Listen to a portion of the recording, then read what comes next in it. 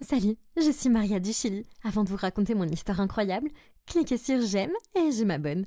Quand j'avais 3 ans, j'ai réalisé que la seule personne intelligente dans ma famille était ma maman. Elle était la seule à me comprendre. Mon père et ma grande sœur Elena semblaient super bêtes.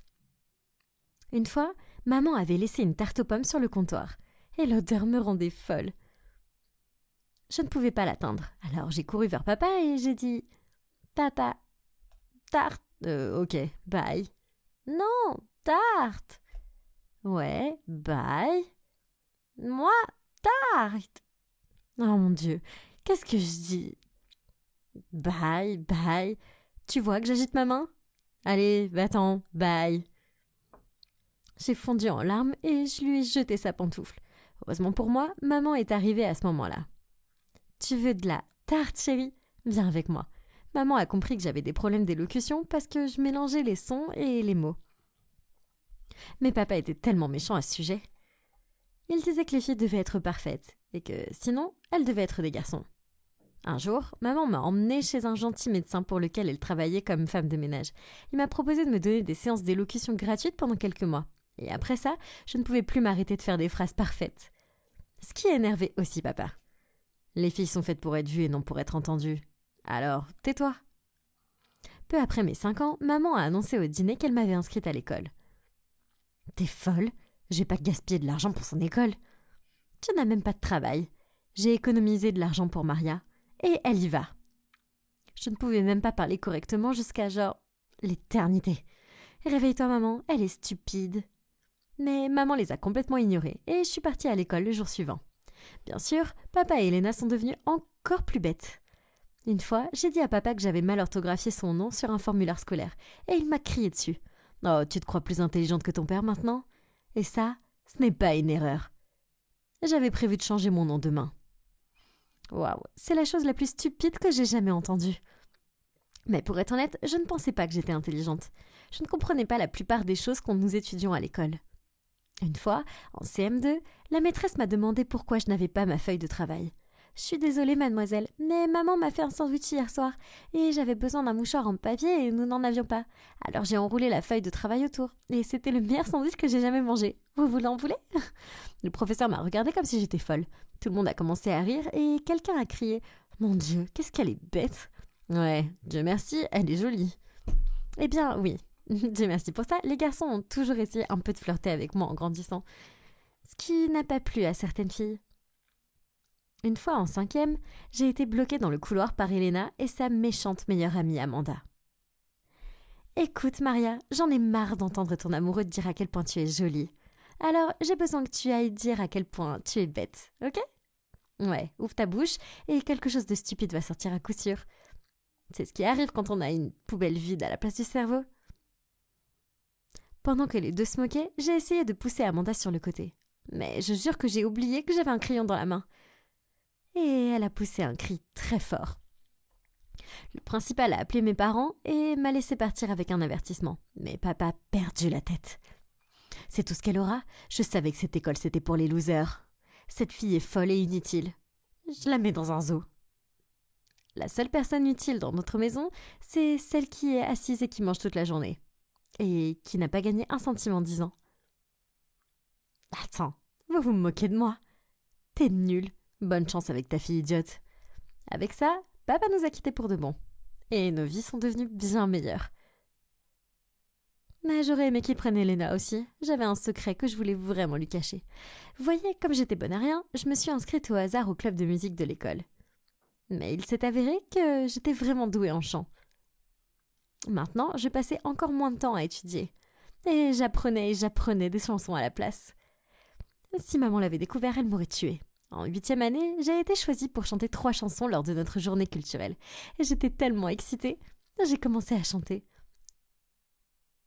J'ai tapé des mains sur ma bouche. Pourquoi est-ce que je ressemblais à un homme quand je chantais?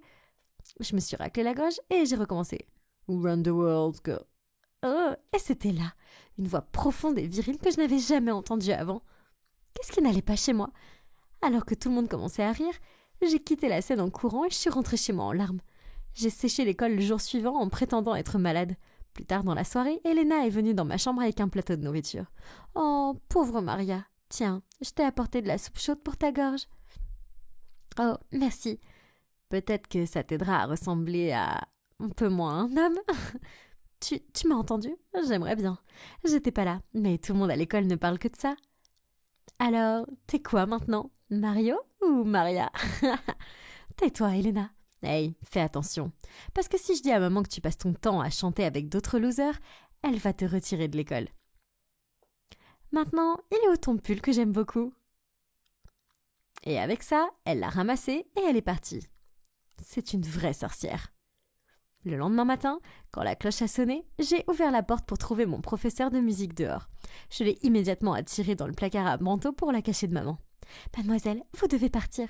Ma mère ne doit pas découvrir que j'ai chanté. » Mais mon professeur a insisté sur le fait que ma voix était spéciale et que je devais revenir à l'école pour participer à un concours. Elle ne voulait pas partir avant que je dise oui. Quand je suis retournée à l'école, j'étais la cible de toutes les blagues des filles méchantes. Mais soudain, les garçons ne voulaient plus rien savoir de moi non plus. « Hé Mario, tu peux me rendre le poème d'amour que j'ai écrit? Je veux le donner à une vraie fille. » J'annule notre rendez-vous, mais tu peux venir regarder le match avec moi et les gars à la soirée de garçons. Alors que je m'asseyais dans un coin pour manger seule, Elena et Amanda se sont approchées de moi. Waouh, j'aurais jamais pensé voir le jour où je serais assise seule. Oh, on va devoir déjeuner avec toi. Et avec ça, Elena a jeté une assiette entière de spaghettis sur ma tête. Oh mon Dieu, qu'est-ce qui va pas avec vous deux? Pourquoi est-ce que vous me détestez autant? Oh, tu as besoin d'une raison? Je vais t'en donner une centaine. Numéro 1, tu es stupide, mais jolie. Et les 99 autres, c'est la même chose. Tu es encore plus bête que moi, parce que tout ce que tu veux, c'est l'attention de quelques garçons stupides. Eh bien, ils sont tous à toi maintenant, alors vas-y, épouse-les, et fais des bébés avec eux, idiots. Quoi que tu fasses, laisse-moi tranquille. Et je suis sortie de là en colère. Je marchais dans le couloir quand j'ai entendu ma chanson préférée dans la salle de musique. C'était mon professeur de piano et j'ai commencé à chanter avec lui. Et cette fois, c'était juste ma voix habituelle. Après ça, j'ai commencé à m'entraîner avec mon professeur pour le concours. Et elle m'a appris à accorder mes deux voix à la perfection. Elle était convaincue que je gagnerais avec mon talent unique. Mais un jour, où j'étais seule à la maison, je m'entraînais dans ma chambre quand soudain, maman a fait éruption. Oh, et le garçon. Quel garçon? Maman, le garçon qui te chantait cette chanson ringarde et que tu chantais en retour. Arrête de jouer la comédie avec moi, Maria. Je vous ai entendus tous les deux. Je n'avais pas d'autre choix que de dire à maman tout sur mon chant et ses deux voix.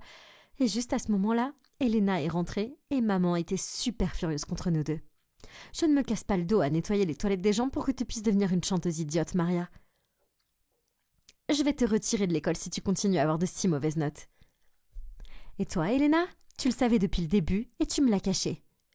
Vous êtes toutes les deux punies pendant une semaine. On avait beau protester, maman ne voulait rien entendre de plus. Mais il était hors de question que je rate cette compétition.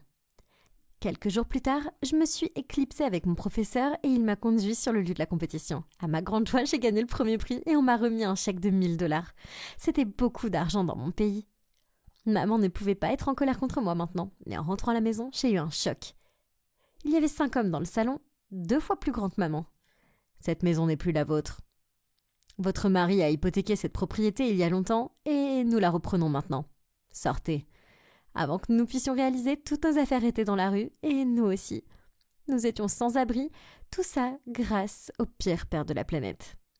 Nous avons campé dans un parc voisin pour la nuit. Alors que nous nous étendions pour dormir sur des bancs, je suis allée voir maman et j'ai sorti le chèque de ma poche. « Maman, je suis allée au concours et j'ai gagné le premier prix. Tu peux l'apporter à la banque demain et ça pourrait nous payer un endroit où rester jusqu'à ce qu'on trouve quelque chose ?» Maman a eu l'air choquée, puis elle m'a serré très fort dans ses bras. « Oh, Maria, cela va vraiment m'aider en ce moment alors. Merci. Viens, chante pour moi. Je veux t'entendre. » À ce moment-là, j'ai entendu au loin une douce musique de flûte et j'ai commencé à chanter cette chanson dans mon style. Now it's raining more than ever.